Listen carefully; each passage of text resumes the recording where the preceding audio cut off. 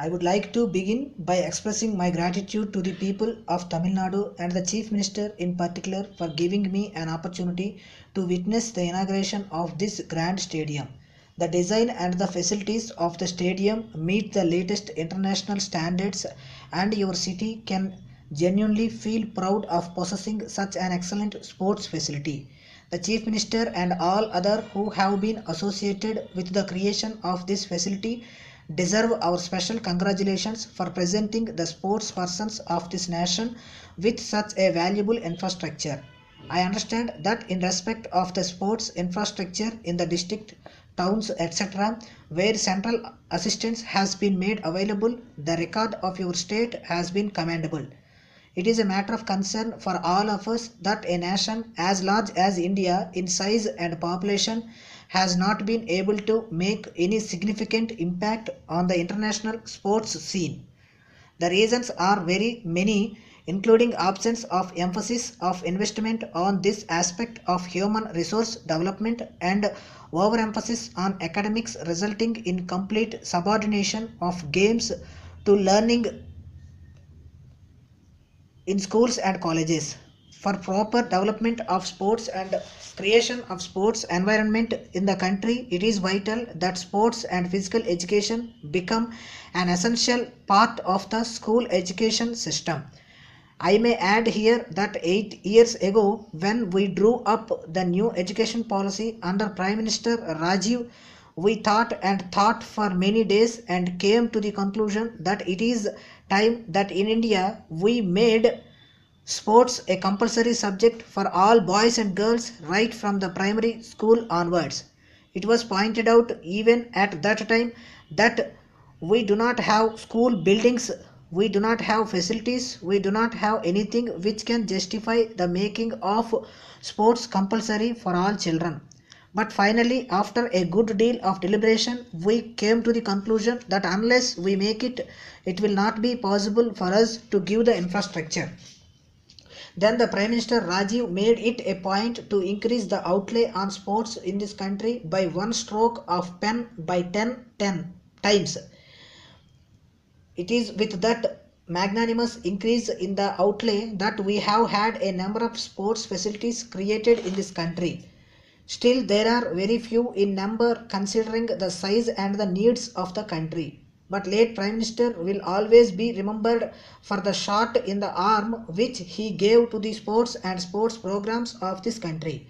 I would like to say that we would continue this program, but of course within our own limits of financial stringency.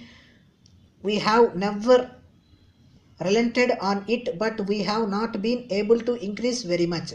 I am not sure whether we have increased much in the 8th plan, but we would like to, if at all it is possible.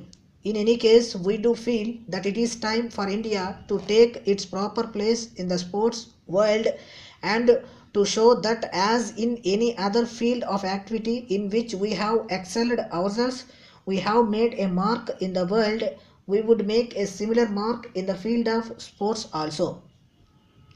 We have to create an environment in the country where sports and physical education are considered as an absolutely essential part of the child's growing up. Parents have to encourage their children who show promise and potential to take up a career of sports, and we as a nation have to encourage our sports persons. Some initiatives have been taken in the past in matters of preferential treatment to meritorious sports persons in admissions to educational institutions and in employment in the public sector.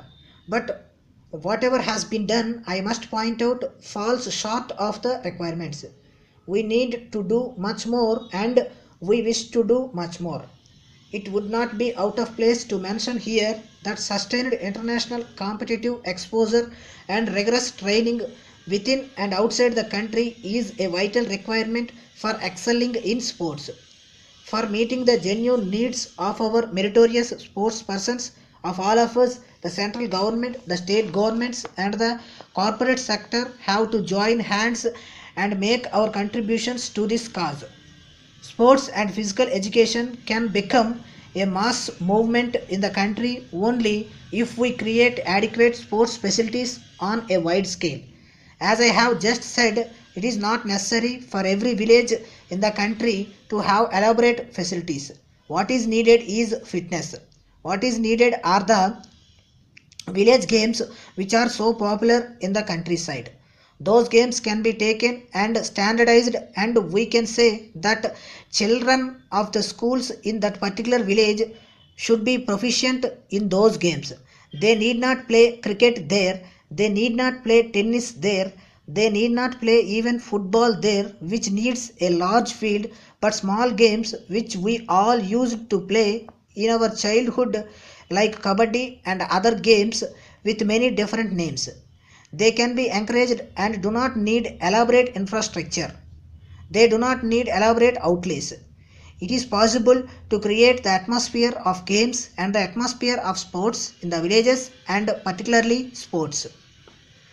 I am sometimes sorry to see that while we are developing some games in this country, on the sports side we seem to be much far behind.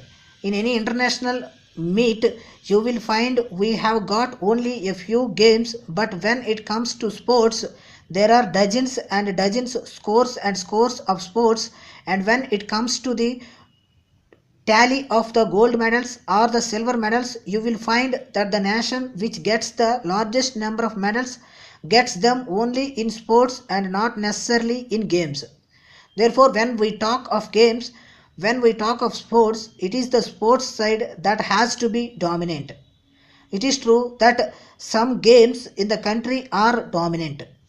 If there is a cricket match, nothing happens in those cities. No one works in the offices. Everyone gets keyed to the progress of the game.